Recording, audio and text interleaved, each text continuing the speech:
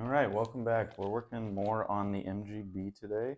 We got the carburetors that we're going to rebuild, and this is my grandfather. He's the one that initially was interested in the MGB, so figured we would do this project together. There's two carburetors, and we've got two repair kits.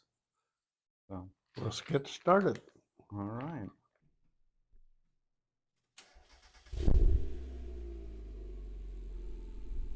So like I said, we got the repair kits here. We've got one specifically for the front carb, and then one specifically for the back that he's got. And then we also have replacement floats and some gaskets here. He gave us these instructions here, as well as some helpful hints on the back of the paper. But for the most part, I think we're just gonna try and take them apart, put the pieces in an order that makes sense to us, match them up with the new gaskets and parts, and then sort of slowly put them back together. And while we're doing that, I figured I would ask him some questions and kind of get a sense for his history with cars and what turned him on to this MGB. So, first off, what kind of experience do you have with working on carburetors? Not since I was about 20 years old that I worked on cars. But at that time, I was working on them because they were easy to work on. Sure. Do you think this one's going to be easy? I don't. It's a much more complicated carburetor than the MG that I had owned in the 60s. Mm-hmm. So it was a problematic thing with the carburetors even then. That is a tiny little piece. It came in this float kit. Is it a lock washer? It doesn't look like it. It looks like it's just a spacer. Oh, yeah. So it's got to be something within the float area, because this is the float seal on the bottom there. It'll be right in this one. Yeah. I'm impressed with this. How nicely it was machined. Oh yeah. Now, I go the opposite way. I'm gonna start from the bottom. I think the interesting part for me is gonna be all of these gaskets and sort of washers that came with the rebuild kit there. I mean, the good news is it kind of tells you exactly where it needs to go. It's just about finding those. Oop. Good thing I laid down the paper. Looks like there's a little residual gas in there. Not too much, but enough that we're gonna smell it. I'm going to start from the same end as you. I'm just setting this sort of temporarily back together. Okay. And if you'll see, like I had replaced this O-ring already, the one here at the bottom with the float, because when it was leaking, I figured this was one of the major issues, and I replaced it already. But we got, I think, two new ones, so we'll replace it again because I'm not really. I'd rather just be safe and not worry about it. All right. And then well, so while I took this one off, I think this is one that should go in here, I think, and yet there wasn't one in there. Okay. Yeah, I mean, I guess it does come with two. I just kind of assumed. I know one goes down here because when I took it off originally, that's where one of them was. And then I never saw one up here when I took it apart. Oh, you didn't? But I mean, it's possible. This is the bottom of the carb taken apart here. This is our float. And one of the things that I am looking at here is the difference in color just between the new one and the old one there. It's a pretty stark contrast, Even the metal hanger that it's on is pretty crazy different. The one thing, that we're trying to fix here is the carbs are flooding. So one of the little things that they gave us was talking about, how far the float is from the top. It's 0.04 to 0.02. And it's kind of a hard area to hit, but we're going to do our best with this rebuild, and we'll see if that helps. The float is attached just with a flathead on the side here. It's right there, and then that'll pull the pin out, and then we'll be able to remove that one. And this looks like a pretty old gasket. Right, which is that's what I was saying, is I replaced all of them. All right, so next thing, I think I'm going to take the float out here, and we'll go from there. I know you and I were talking a little bit briefly earlier about first cars and sort of, you know, what family history you had with cars, how you got into them. Do you want to talk a little bit more about that? Sure. So the motivation at my younger years was how to get a car. Sure. So my uncles had a wrecking yard in San Francisco, and I had access to everything in their yard. So I picked out a 1950 Ford Custom two-door, and had to take the front end off of it and put a new front end on it. Well, that actually went pretty well. You know, it was pretty self-explanatory as far as where the bolts were located. Drove that in an empty lot next to our house so I could learn how to shift and steer the car and, you know, do a little bit of maintenance. Later on, I graduated into a couple other wrecked cars and tried to restore them, and then moved on to things like a 57 Chevy, which I was just totally enamored with because of the body style.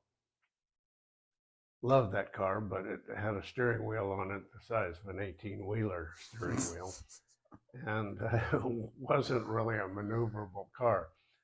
But one day while driving through my local town, spotted this little MG midget, and it just appealed to me. I knew that they handled well, so I acquired it from a jeweler who had put a very reinforced bumper system on the front of it, which looked kind of like a cattle guard. So first thing I did was reduce it in size down to something that was a little more practical and not taking away from its looks. Well, the car was needing carburetor adjustments all the time, but was certainly filled the bill when it came to having fun driving a car. Huh? So would on weekends take it for long drives, especially on curvy, windy roads. And that was what got me interested, and it's sort of stayed with me all these years until we saw the opportunity to pick this one up. Yeah. And so here we are, working on cars again. Something that, you know, it's one of those skills that doesn't really leave. It just kind of stays dormant. It's like riding a bike. Once you learn it, you can kind of pick it up and do it wherever. Right. It's just that most people don't choose to at a certain age. Right. And one of the other things I'm noticing right now here is that this gold one here is the new. A lot longer, huh? It looks to be the same size. I think so. This is the Jet. Oh yeah, yeah. So what I was reading online is this style of carburetor had that sort of 90-degree bow at the bottom of the Jet, and so when someone had replaced this one previously, they chose to go with a newer style Jet. And then if you look actually on the bottom here, this one is specifically designed for that style of Jet because it's going to sit at the bottom here. Right. Versus this one was sitting probably right about there. So it just gets a little bit deeper in there, and this style is designed specifically for that. That's an interesting observation. Yeah, I'm noticing too I'm not, to be quite frank, I'm not sure what this part is called. This one right in here. I know we have a replacement, but the inner portion is a square. Oh yeah, that's your needle valve. Okay, so the needle valve here. The one that they replaced it with is a square, and then the one that we're going back to is a triangle shape. Wow. And then it's got, this one seems to have sort of a push button divot at the end, and then this one seems to be just like a flat bottomed button. I don't know what differences it'll make, or if any, but it looks like we're moving back towards what was originally on this car. Yes, and I was just going to say that modifications to these carburetors was maybe good for some people, but in general, I think you should stay with what the manufacturer came up with. Yeah, especially carbs can be very finicky, so it's hard to want to move away from that with any sort of success. The part that we were talking about, let's see if we can get it close enough there, is this guy right in there, and that was the needle valve. So like I said, that one is a square on there, and then we are going to be putting this piece, which is a triangle, and it's an 8mm socket to get that one out. I'm using a deep well on a 1/4-inch drive just to get it out. Really all it needs is one good turn, and then you can pretty much hand thread it. It looks like the threaded portion is about the same size, but then yeah, that was very odd that these are so different. Yeah. This is what I was talking about. These ones that we just took off are kind of a square shape, and then this one is more of a triangle shape. And then the button on the back end there versus the sort of flat bottom. We took the How did you remove the top needle? off, right, and then your needle is just going to have this one screw on the side here. I'll go ahead and you don't even have to take it all the way out, I don't think, because I think it should just slide out. So you can actually leave the screw in there, and it'll be one less thing to keep track of. And then the only thing on this one is it's got both a spring and this is the plate that locks it in with that screw. So I'm gonna that plate has to be oriented towards where the screw is on that body. So we're just gonna take this off as well as the spring and place it onto the new what is it, float? Needle. Yeah. Yeah, this is sort of the difference on those, is they're pretty worn. It'd be probably good to get something fresh in there.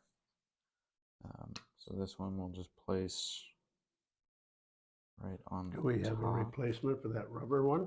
I don't. This is metal. Oh, it is? Yeah. Oh, I thought it was rubber.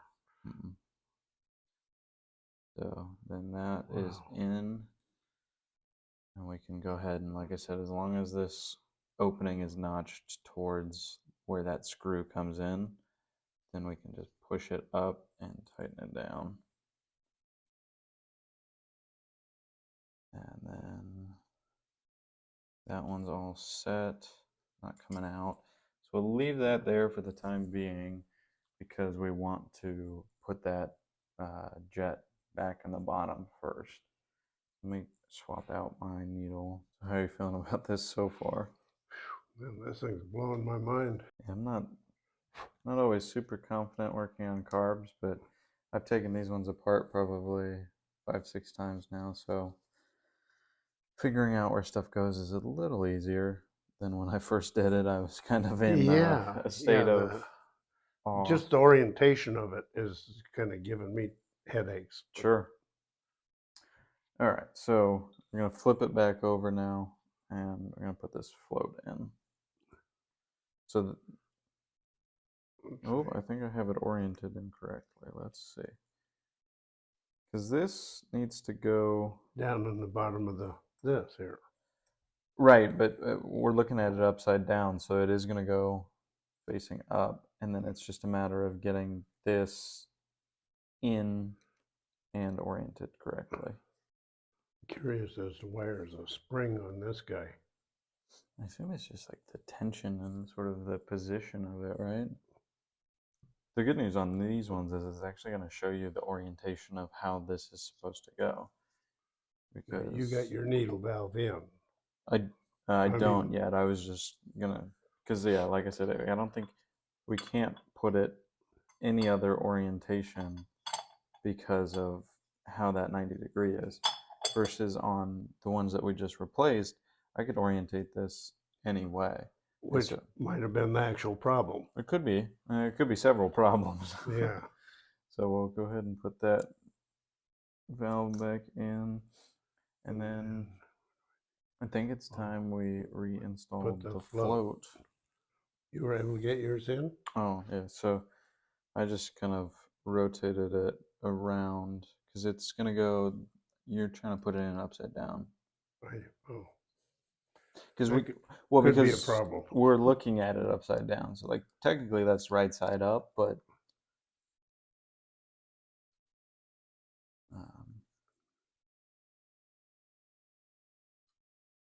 it feels a lot more springy than what it was before.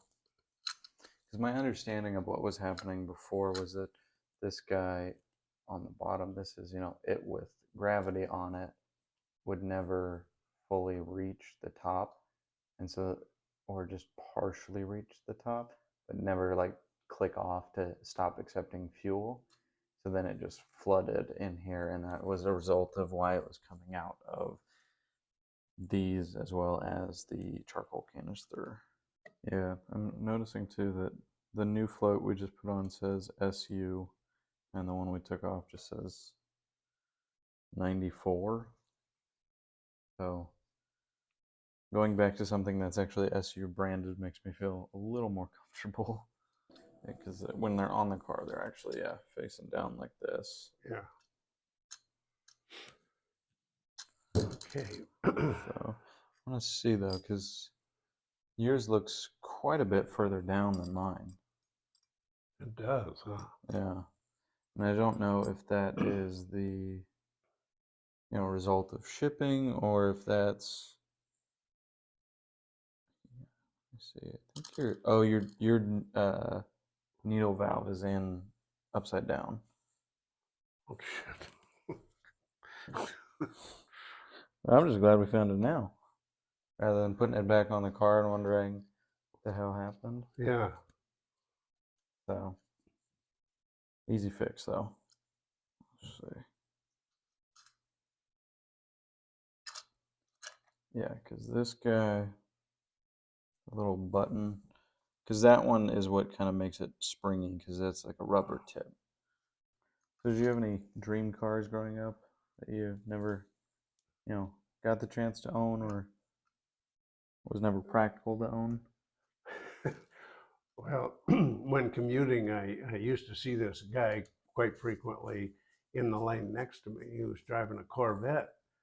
And I thought, oh, geez, it sure be nice to have a Corvette. Then some time went by without seeing him. And then I noticed that he was alongside of me again, only he was in a Volkswagen Combi bus. I figured he must have gotten married. Probably. We're looking at the float right now, and from everything I've seen and read, you want it to be that 0.02 to 0.04, or about 1 millimeter from the sort of base to this point right here. So right now ours are both a little high, so we're going to end up having to bend this flange, and I think we're going to have to bend it up to get it further down. And then I'm going to just take this feeler gauge along with some of this sturdy cardstock and sort of put it over, measure it until we can get an accurate reading. Do that on both of them, and then put the O-ring and seal it back up. This one friend of mine's down at another friend's house, and the other friend, the second friend, is hung like a donkey, and so he's got this girlfriend back in the bedroom, and things are going good, but then I guess it dries up, so he comes out and he gets a bar of butter and he starts putting it on his dick, and next thing you know, the girl's in there screaming. Oh, it fucking burns. Yeah, it was full of salt. You didn't even have the decency to use unsalted butter. Well, he was in a bit of a hurry. He didn't know what you might change your mind. Oh man. This is the guy that happened to is the guy I went to Europe with. Oh, okay. He was always rather strange, because he could be. So we're in Spain. I just crossed over the border, and there's a nice beach, and he decides he's got to take a leak. But while taking a leak, he's got this horn. So he's blowing the horn to get people to look up at him. Of course, like I said, he's hung like gangbusters. He was advertising. Oh man. Oh, you're sealing it up already. Well, I'm just seeing how that rubber gasket, just had to wash it just a little bit to get it to seat. Yeah, just because I want to try and see about getting this thing to that proper specification. From where it was to that. Yeah, really. Looks a lot better. So I think I'm going to go with that one. You want to see if you can adjust that one at all? Sure. That one's also looking a lot closer now.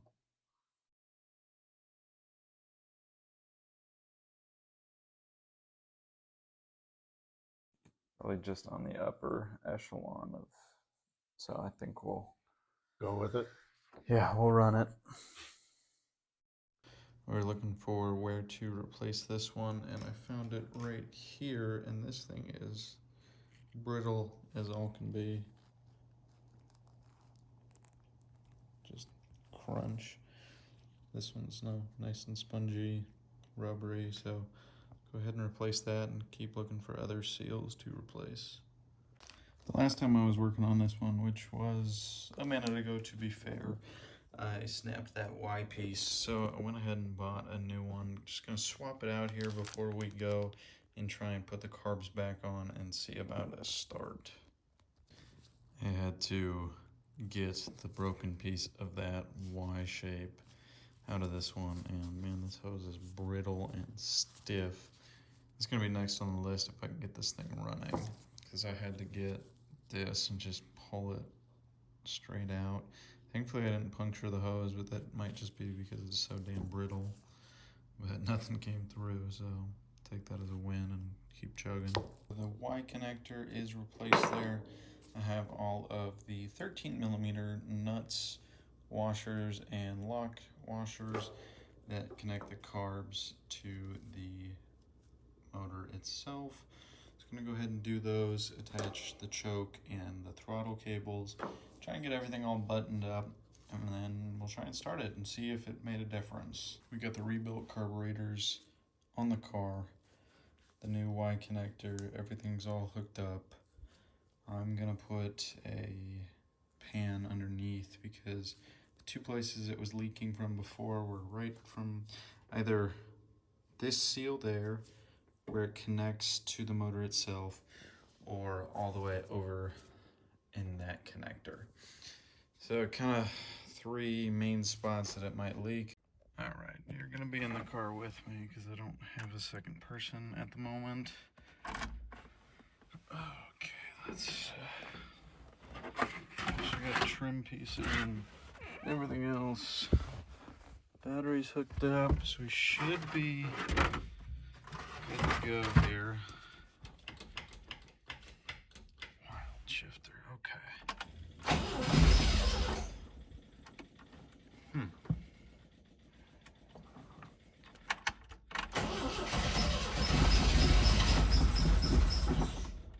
I think it's almost there.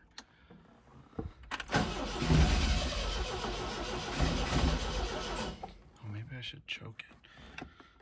Okay, choke's up here. So pull and then lock into spot. All right, brake on, clutch in.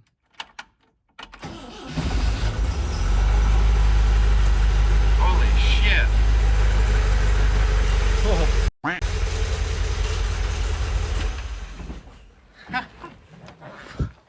I honestly didn't expect it to run, so I didn't open the doors. I'm gonna die of ventilation. Whew. Gotta air that out. That's mighty exciting though. Those poor fucking spiders that have been living in here for the past like 10 years. Yeah, they are roasty McToasty right now. Whew, that's a lot of sediment. I'm gonna probably let this be run for a minute now that I got everything opened up. Alright, it ain't running well, but it's running. Also smoking up the entire garage, so that's cool. I got it choked right now, and we'll probably have to unchoke it and see how it runs.